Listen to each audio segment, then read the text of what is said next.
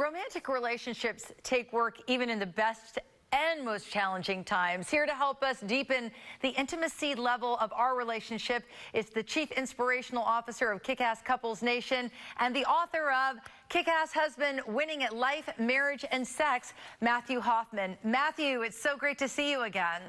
Nice to be back with you, Gail. Love it when we have the chance to rap together. Same.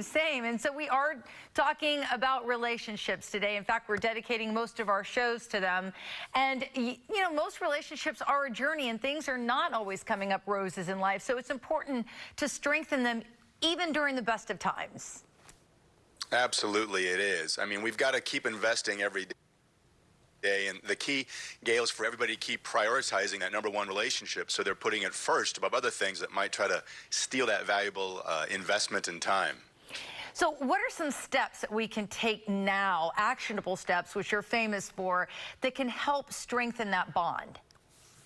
You know, I think you have to be intentional. It's all about intentionality, Gail. A lot of us are intentional in our business. We schedule appointments. And I think we've really got to be intentional with our spouse and make sure we're creating those opportunities for bonding, for connection, and for really investing in the intimacy to keep us close and bonded together.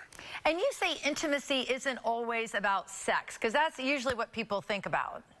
Well, people, yeah, let's be honest, Gail, men. You know, if you ask, men, they go, what's intimacy? Sex. And it is, but there's really a lot of other kinds of intimacy. There's social, there's emotional, intellectual, spiritual, and even physical intimacy that doesn't include sex. And of course, as you said, there is sexual intimacy. Now, I know you and your wife have a very popular podcast that you do together, and you hear stories all the time from real-life couples. Is there a common thread between couples when it comes to that intimacy or lack thereof in relationships? You know, I think it is. It usually comes down to that one spouse doesn't understand what the other one needs to feel most intimate. So that's really where the focus has to be, Gail, is if you ask them the question, you got to know what they want and what they need. And no matter what your spouse needs, if you're willing to give them what they need, then you're going to create that bond. And I think a lot of people just don't even ask the question and say, what do you need to feel most intimate with me? And then take the time also to explain what your needs are to your spouse, so there's no question about if you're giving and how you can give it. Yeah, you actually have a worksheet that kind of covers these questions that you should be asking yourself and that you should, be asking your spouse or significant other together so you can answer these questions together. Absolutely. We want to give people practical tools to have those conversations. We kind of call it a dynamic date because the definition of dynamic is positive in attitude and full of energy and new ideas. And who doesn't want to be dynamic with their partner and have those dynamic dates? And this worksheet is an opportunity for them to ask the questions, get the answers, go deep, and create those connections. And when you take the time to ask those questions and make sure you're delivering what your partner wants and needs and vice versa, man, that's when the fireworks happen, and that intimacy, when you arrive at that point of physical intimacy or the sexual intimacy, it's more incredible than you can imagine. And I know part of that is, talking about your own personal needs with intimacy, talking to your partner about what they need to feel more intimate, but also discussing areas for improvement. I mean, there's no shame in the game of just throwing it out there and saying, this doesn't work for me.